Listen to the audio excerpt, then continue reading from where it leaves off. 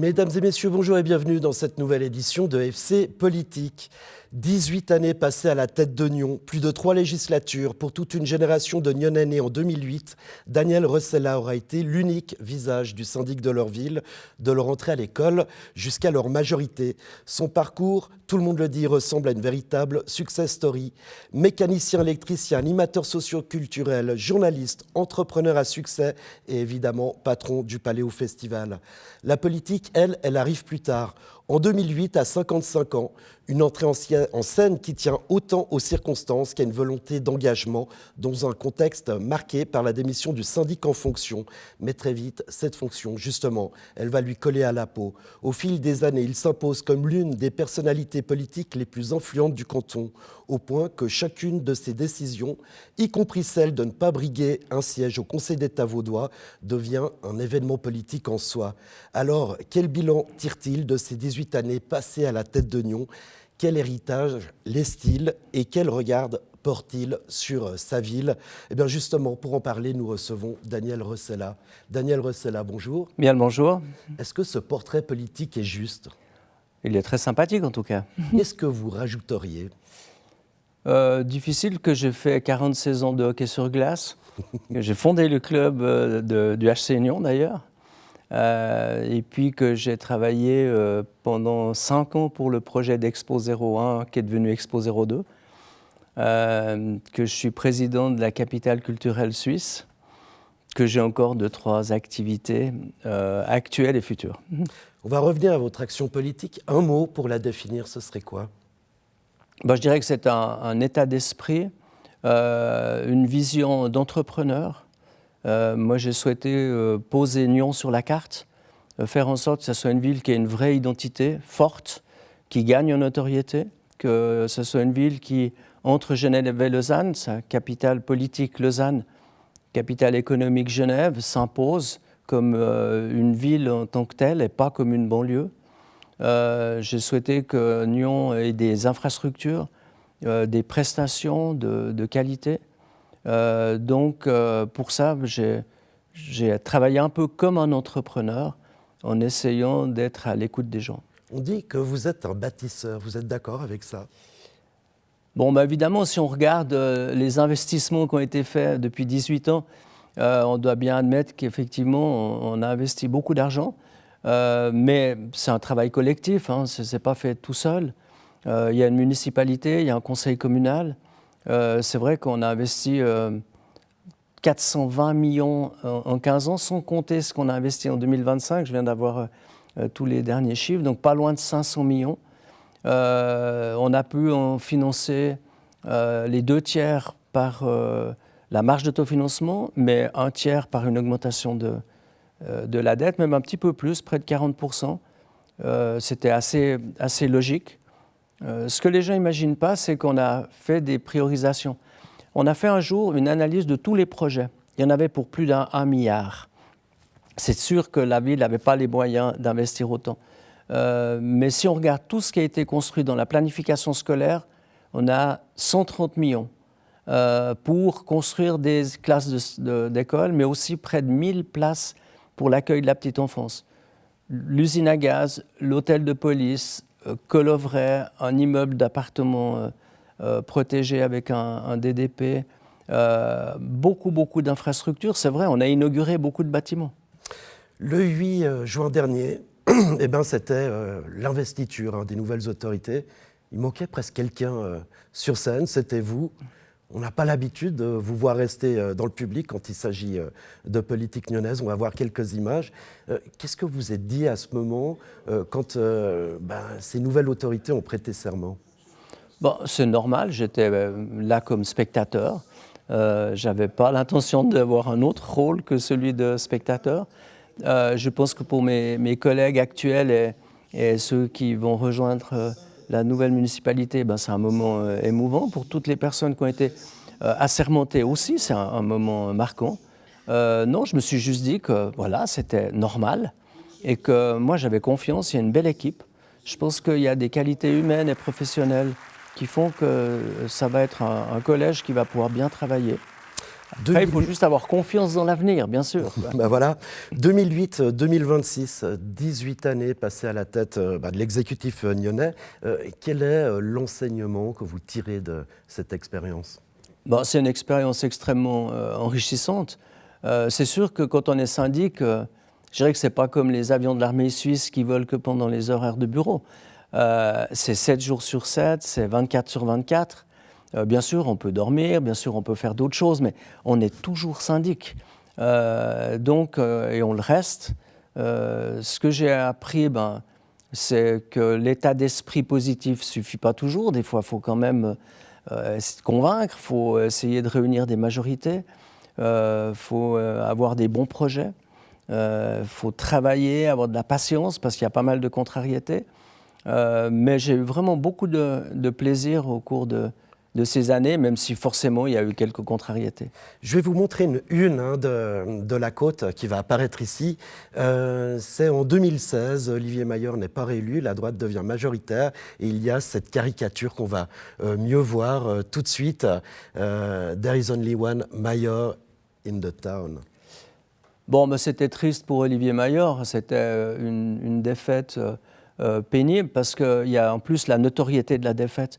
Alors qu'il s'était beaucoup investi pour les bus au quart d'heure, on lui a fait payer alors que c'était une innovation qui était extrêmement importante. D'ailleurs, ça a changé la vie de beaucoup de Nyonnais. On n'a pas pu rénover la gare, on n'a pas pu, alors que la gare a un besoin très grand. Ce n'est pas de notre fait, c'est la planification des CFF et de l'Office fédéral des transports. Par contre, on a mis les bus au quart d'heure. Et c'est vrai qu'Olivier Mayor a payé de son élection l'engagement qu'il a eu pour cette cause qui était très importante. Mais sur cette caricature, vous êtes d'accord avec, elle vous fait sourire. Il n'y a qu'un seul maire à Nyon, qu'un seul syndic, c'est vous. Bon, ce que je peux dire, c'est qu'il n'y a qu'un seul syndic à Nyon jusqu'au 30 juin. Et il n'y en aura qu'un seul à partir du 1er juillet. Ça veut dire qu'à partir du 1er juillet, c'est Olivier Rizon. Et que moi, je laisserai la place et que j'interviendrai plus du tout dans les affaires politiques de la ville. La plus grosse réussite? Moi, j'allais dire que c'est d'avoir réussi à fédérer des gens, à faire en sorte qu'on ait au sein de la municipalité, des compositions successives de la municipalité, une entente qui était globalement très bonne, qu'on a réussi à se mettre d'accord pour des projets de législature, à se mettre d'accord pour un certain nombre d'aménagements. Il n'y a pas que des constructions, il n'y a pas que des projets, il y a aussi des prestations. On a quand même changé beaucoup de choses. On a accompagné le développement démographique de la ville. On a fait en sorte que sur le plan économique, Nyon soit très dynamique. Voilà, ça fait partie des satisfactions. Vous arrivez en politique relativement tard, à 55 ans. Vous dites qu'on est venu vous chercher. Pourquoi ne pas être entré en politique plus tôt? Parce qu'en fait, je ne voulais pas adhérer à un parti. Il n'y avait aucun parti qui correspondait à mes valeurs ou mes convictions. Je suis quelqu'un qui est plutôt de gauche par rapport à la culture, par rapport à l'environnement, par rapport au social, que je dis plutôt, même franchement, de gauche sur ces thématiques-là. Par contre, je suis plus à droite en ce qui concerne l'économie, la liberté d'entreprendre, peut-être la sécurité aussi. Donc voilà, c'était difficile. Il y a plus de parti qui correspond à ça et je n'avais pas envie d'être dans un parti. Donc dans le système normal, c'était difficile d'entrer en politique. Donc j'étais observateur attentif. Et puis un jour, j'étais sur le banc et on est venu me chercher. Je crois que vous avez préparé cette entrée, vous avez réuni des personnalités, vous avez travaillé sur un programme. Oui, j'ai fait un texte de 4 pages où je parlais un peu de mes valeurs, de mes envies, de ce que j'imaginais. Et puis je l'ai soumis à un certain nombre de personnalités qui étaient en fonction à ce moment-là ou qui avaient été en fonction avant, des conseillers d'État, des anciens syndics, anciens maires. D'ailleurs, il y a un maire de Genève qui m'avait dit « Tu sais, il faut être au bon moment, au bon endroit, et le moins pire devient souvent le meilleur. » C'était une forme d'encouragement. Ce n'est pas dit que ça s'appliquait que pour moi. Mais voilà, j'ai écouté des conseils. Il y a une partie des gens qui m'ont dit « Mais va pas là-dedans, mais qu'est-ce que tu vas aller t'ennuyer ?» tu n'auras que des choses à perdre. Puis d'autres qui m'ont dit ça pourrait être une très bonne nouvelle pour Nyon. Je ne suis pas sûr que ce soit une bonne nouvelle pour toi. Et puis d'autres m'ont dit mais vas-y, ça peut être une expérience intéressante.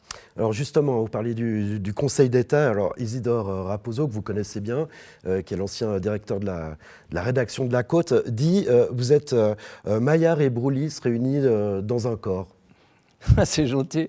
Bon, là, il faut juste dire qu'effectivement, sont deux conseillers d'État qui ont su faire une alliance dynamique, hein, qui ont réussi à faire des compromis, qui ont réussi à faire en sorte qu'on puisse avancer. Et le Conseil d'État a fait beaucoup de choses avec des personnalités de ce genre. Dans une ville, on a moins de composantes politiques, c'est quand même un peu différent. Bien sûr qu'il y a quelques thèmes dogmatiques, mais ce sont surtout des projets et on travaille avec des personnes avec souvent quand même moins d'enjeux politiciens qu'au niveau du canton de la Confédération. Alors justement, le Conseil d'État, vous aviez annoncé refuser d'aller au Conseil d'État. On va vous réécouter, on va vous voir à l'époque et puis vous aviez expliqué pourquoi. Bon, c'est vrai que l'aventure de Paléo est assez extraordinaire. Je dirais que Paléo pourrait vivre sans moi maintenant. J'ai dû apprendre à déléguer davantage en confiance et on a une équipe très compétente avec des gens qui ont toutes les qualités au poste clé. Mais c'est un job extrêmement gratifiant pour moi, c'est vrai. Si je regarde le job de syndic aussi, il est passionnant, celui de conseiller d'État aussi, donc je m'estime vraiment très chanceux d'avoir eu dans la balance, d'un côté, une activité de syndic de Nyon, de président d'un festival comme Paléo, et un choix avec de l'autre une présence au Conseil d'État. Donc je m'estime très privilégié d'avoir eu ce choix, et j'ai fait celui du cœur, et celui du cœur, c'est Nyon, hélas. Le choix du cœur. Bah oui, c'était un choix difficile. Parce que j'avais un boulevard, c'est sûr que si j'avais été candidat, j'aurais été élu. Maintenant, voilà, il fallait choisir. Et puis, abandonner Paléo, pour moi, ce n'était pas vraiment une option. Donc, je pouvais rester à Nyon, rester au château de Nyon plutôt qu'au château à Lausanne, et puis continuer Paléo, pour moi, c'était le choix. Et puis peser sur la politique, développer votre ville. Il y a l'exemple du gymnase de Nyon, où vous arrivez à faire pression sur le Conseil d'État, sur Anne-Catherine Lyon, en réunissant les députés, en allant voir la conseillère d'État, puis en obtenant ce que vous voulez. Oui, pas tout à fait, puisque dans le cas précis, le grand argentier de l'État, à l'époque, avait voulu des économies. Donc en diminuant le nombre de classes, en enlevant une salle de gymnastique, si bien que quand on a inauguré le gymnase, il était déjà trop petit. Et qu'aujourd'hui, des jeunes doivent aller à Étoile, à Lausanne ou ailleurs pour accomplir leurs études, pour aller au gymnase. Et ça, c'était une question de planification, alors que si je mets en comparaison, la planification scolaire de Nyon, nous, on l'a vraiment bien anticipée. Donc voilà, ça fait partie de choses. Oui, j'ai pu aider avec beaucoup d'autres pour que le gymnase de Nyon se construise en fait, parce qu'il était bloqué. Malheureusement, au moment où on l'a inauguré, il était trop petit. Mais c'est ce que vous dites. En politique, il faut composer avec des équipes qu'on ne choisit pas, avec des personnalités qu'on ne choisit pas, puis il faut trouver un compromis. Il faut construire des majorités. C'est pour ça que des fois, c'est mieux d'être un peu patient, de rechercher un consensus, d'essayer de convaincre, quitte à ajuster un peu le projet. Et en fait, c'est pas plus compliqué que ça. Il faut juste réunir des majorités, que ce soit au sein de la municipalité ou au sein du conseil communal, en notant qu'au sein de la municipalité, c'est très rare qu'on vote. On arrive presque toujours à un consensus. Il y a des fois où ça ne fonctionne pas. Vous évoquez la municipalité. Je suis obligé, évidemment, de parler de cette crise administrative et politique qu'il y a eu à Nyon. On va revoir un magnéto. C'est quand la municipalité dépose une plainte pénale contre Elise Bockel. On a déposé plainte parce que la rupture de la confidentialité au sein d'une municipalité, le non-respect du secret de fonction, c'est pénal.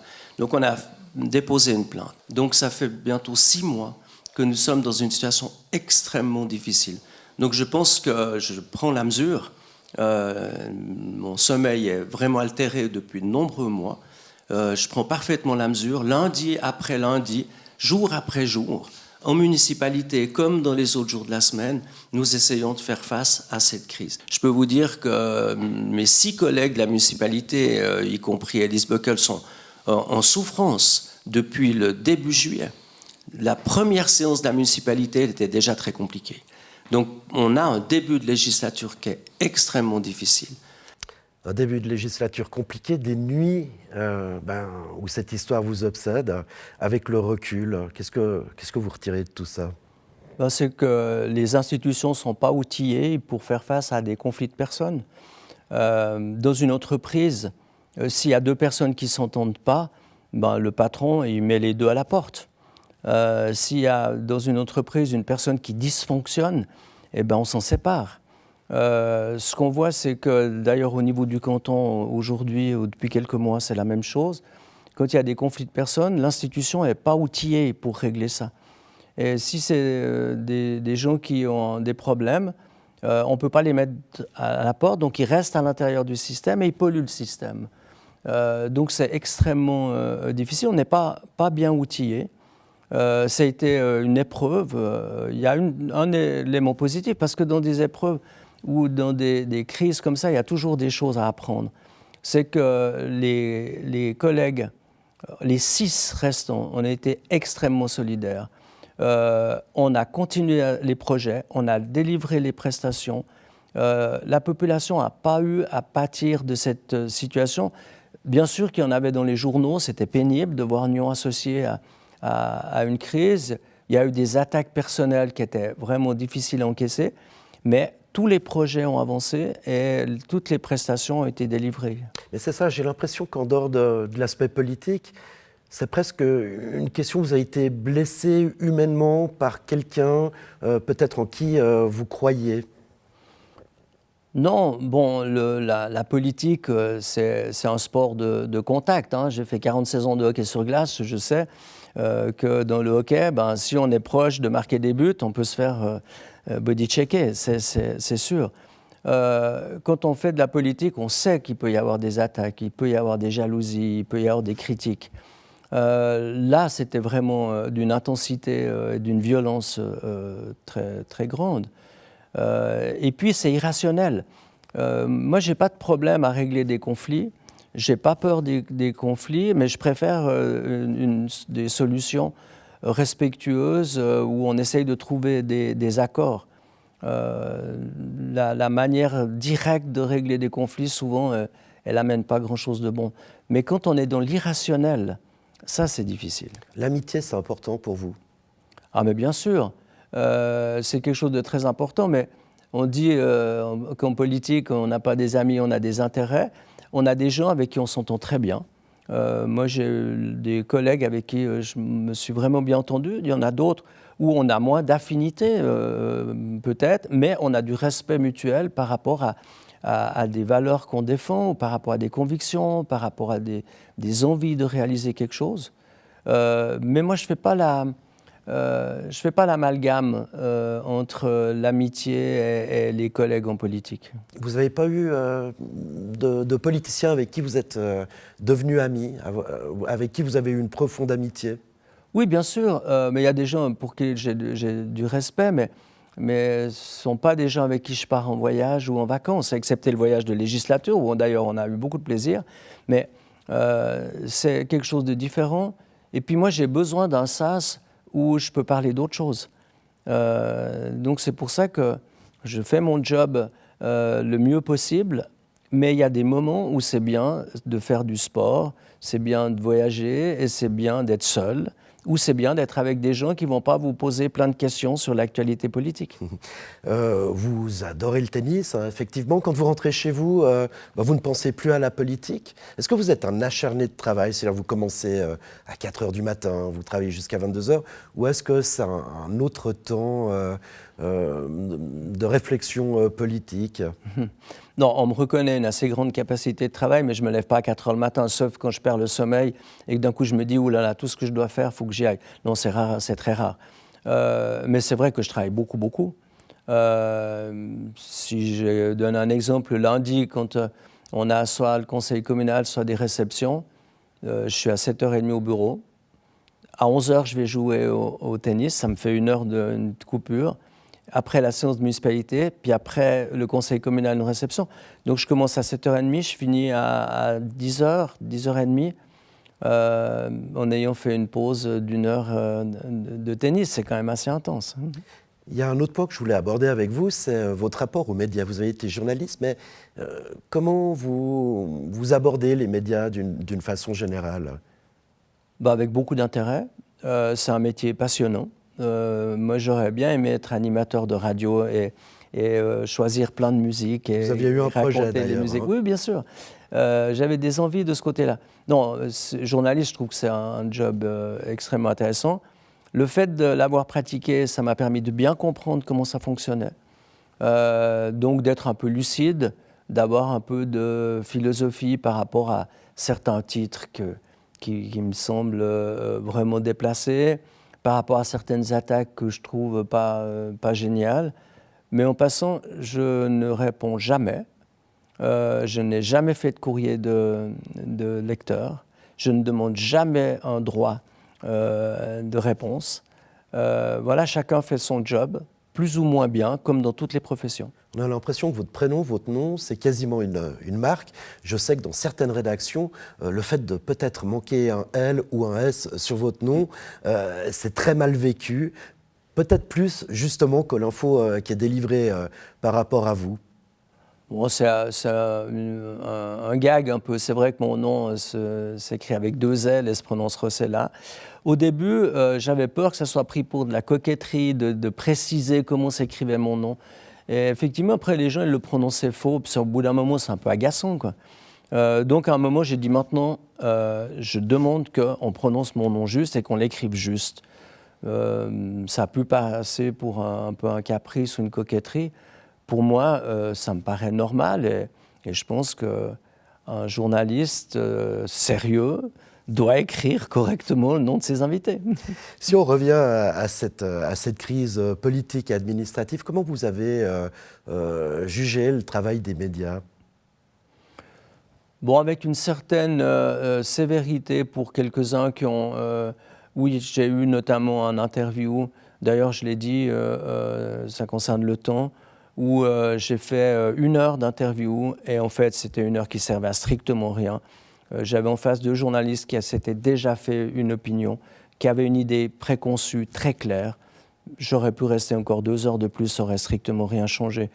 Voilà, ça j'ai regretté, j'ai eu l'occasion de m'en expliquer. Le Temps m'a d'ailleurs ouvert ses colonnes pour que je puisse aussi faire part de ma position. Ce qui était très difficile, c'est que nous, on savait tout, mais on n'avait rien le droit de dire, ou très peu. Puis il y a des gens, ils ne savaient rien, puis ils avaient le droit de tout dire. Je ne parle pas forcément des médias. Hein. Donc ça, c'est une situation extrêmement difficile. Comment on peut gérer... on n'est pas à armes égales. Si je ne suis pas tenu par le secret de fonction, dans ce cas-là, j'aurais pu me bagarrer autrement. Mais voilà, c'était une situation extrêmement difficile. Par chance, elle est passée. Par chance, c'est oublié. Et puis, voilà, on a appris ce qu'on a pu apprendre. Mais c'est vraiment, voilà, c'est des épreuves, c'est des moments difficiles. Vous avez été le patron d'NRTV en étant président de l'association Communion. Comment vous avez jugé le travail d'NRTV, de cette chaîne régionale que vous avez portée par rapport à cette affaire ? Bon, non seulement j'ai porté NRTV, mais je pense que je l'ai sauvé d'une fin certaine. Pas tout seul d'ailleurs, il y a des gens qui ont aidé pour qu'on ait encore une chaîne régionale. Il y a une charte rédactionnelle. Moi, j'ai toujours respecté l'indépendance des journalistes. Parfois, un peu de remise en question ferait du bien, mais ce n'était pas mon rôle de le faire. En tant que président de Communion, j'étais éditeur.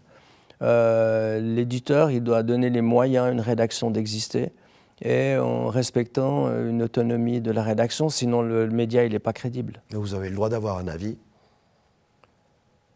Bon, c'était une situation particulière.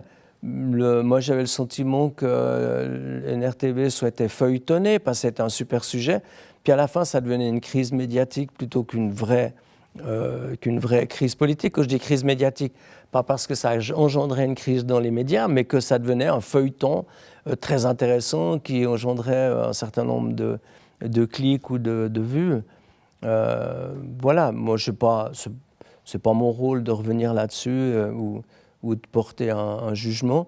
Ce que je peux juste dire, c'est que quand les instances qui ont été impliquées dans cette crise ont eu connaissance de toutes les pièces du dossier, c'était jusqu'au tribunal fédéral, le Conseil d'État, la Cour des comptes, la Commission de gestion de Nyon, toutes ces instances ont pu voir tous les documents.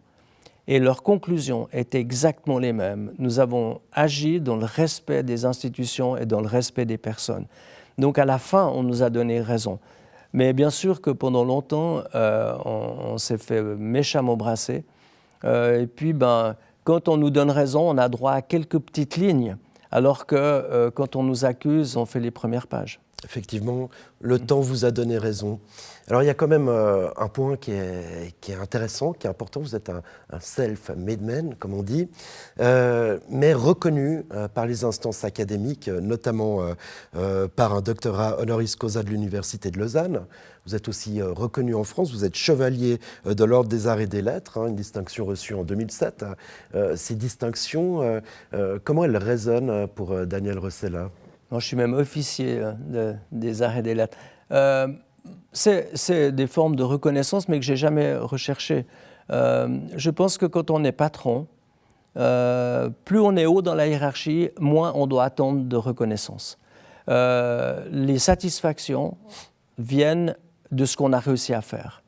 Il ne faut pas attendre des compliments. La quête de reconnaissance, elle n'est jamais assouvie.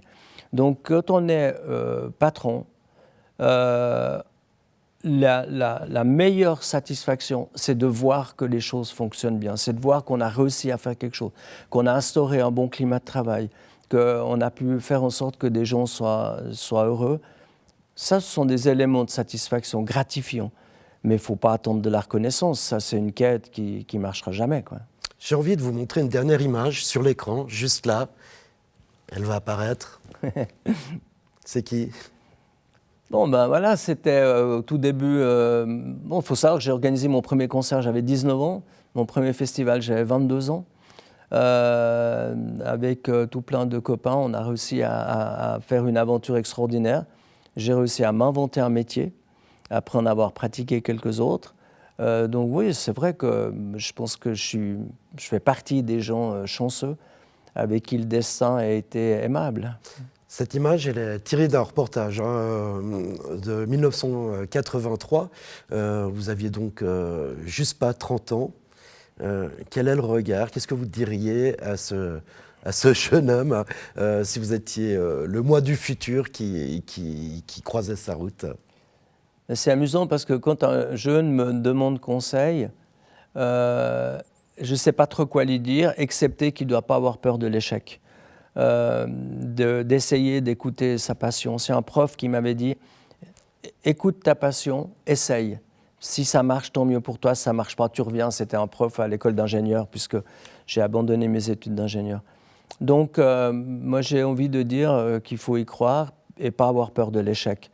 Et avec ça, on peut réussir des grandes choses. Vous avez essayé tout ce que vous vouliez ? Bien sûr que non, une vie, elle est bien trop courte. Qu'est-ce qui vous manque ?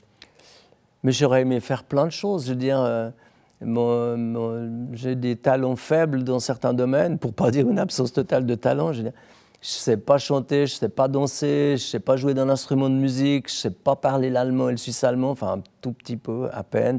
Je ne suis pas bon dans les langues. Enfin, j'ai plein de faiblesses. Et si j'avais eu ces talents-là, j'aurais certainement fait autre chose. J'ai fait organisateur de concerts parce que justement, je n'ai pas de talent pour être sur scène. Le 1er juillet prochain, vous allez passer le relais officiellement à votre successeur, Olivier Rieson. Je l'ai reçu sur ce plateau et je lui ai posé la question de savoir si justement il avait une question pour vous. La voici. Que retiens-tu des nombreux investissements que tu as faits pour la ville de Nyon ? Que retiens-tu des nombreux investissements que tu as faits pour la ville de Nyon? Qu'on a bien fait de les faire, que grâce à ces investissements, on a une ville qui a des équipements qui ont parfaitement accompagné le développement démographique, qu'il n'y a aucune raison de regretter le moindre investissement. Ce qu'on regrette, c'est ce qu'on n'a pas fait. Mais il n'y a pas de raison de regretter les investissements qui sont faits, même s'il y a de la dette.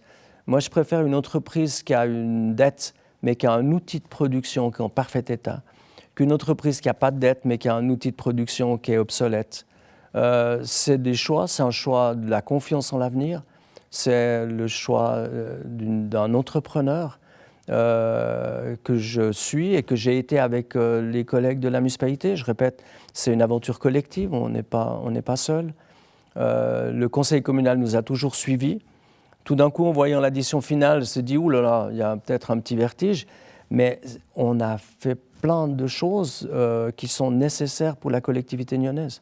Vous avez laissé un legs à la municipalité dans le sens, est-ce que vous avez encore envie de porter des dossiers, peut-être en son nom, ou des projets? Je vais rester président de la fondation pour le musée du Léman. J'espère que le conseil communal suivra la municipalité. Et là, mon job, ça va être d'aller chercher des sous, d'aller chercher des financements privés. Je reste président de la fondation du musée romain. Mon activité, ce sera d'aller chercher de l'argent pour financer l'amphithéâtre. Donc je vais garder quand même des liens avec la ville, mais plus en tant qu'acteur politique. Par contre, je vais essayer d'être un acteur pour aider certains projets à se réaliser. Ça passe notamment par les capitales culturelles suisses, c'est ça? Alors je suis président de l'association Capitale culturelle suisse au niveau national. Là, j'ai la chance d'être entouré d'une équipe assez extraordinaire. L'an prochain, c'est la Chaux de Fonds. Il y a un comité d'organisation. C'est un projet sur lequel moi, je suis juste conseiller, peut-être, parce qu'il est lancé. On a la chance d'avoir avec Jean Studer un président qui est vraiment excellent. Il fait un énorme travail. Il y a une équipe. Maintenant, c'est impressionnant de voir tout le travail qui est fait. Puis on vient d'attribuer à Aarau le label Capitale culturelle pour 2030. C'est un projet qui m'intéresse beaucoup et je me réjouis d'avoir un petit peu plus de temps pour m'en occuper. La politique ne sera jamais vraiment loin de vous? Bon, je peux toujours avoir un intérêt pour la politique, mais je m'abstiendrai de toute critique à l'égard de mes successeurs. Je ne donnerai des conseils que si vraiment on me les demande, mais autrement je n'en donnerai pas. Et puis je pense que faut faire son temps, et puis après il faut laisser la place aux autres. Le 1er juillet prochain, justement, vous allez faire quoi? Ouvrir une bonne bouteille, boire un bon verre? Non, ce n'est pas un secret. Le 1er juillet à 8h15, je vais donner les clés du bureau à Olivier Rison. Boire un café, dire au revoir à l'équipe de l'administration générale que je côtoie depuis très longtemps. À 9h, je vais à l'aéroport et à 11h, je m'envole pour Vancouver. Et le 2 juillet, j'irai voir le match où j'espère que ça sera la Suisse. Ça sera le premier du groupe de la Suisse contre un autre pour les 16e de finale. Et ensuite, je vais au Festival de Jazz de Montréal. 2 jours, ensuite au Festival d'été de Québec, 4-5 jours. Et ensuite, je reviens pour aller un soir au Festival de Jazz de Montreux. Et ensuite, vivre pleinement le Paléo Festival. Vous ne serez jamais retraité? Mais moi, j'avais l'impression d'avoir jamais travaillé. J'ai toujours eu tellement de plaisir à faire ce que je fais que j'ai jamais le sentiment de travailler. Alors des fois, oui, il y a certaines commissions du conseil, il y a certaines situations, il y a certains endroits, oui, j'ai l'impression que je travaille, quoi. Mais autrement, je fais toujours avec tellement de plaisir que... Donc, je ne mérite pas de retraite, voilà. Daniel Ressala, merci d'être venu sur le plateau de FC Politique. Merci de votre invitation. Et quant à nous, on se retrouve dès septembre pour des nouvelles aventures politiques, plus de sport, plus de politique dans FC Politique. Alors, bel été.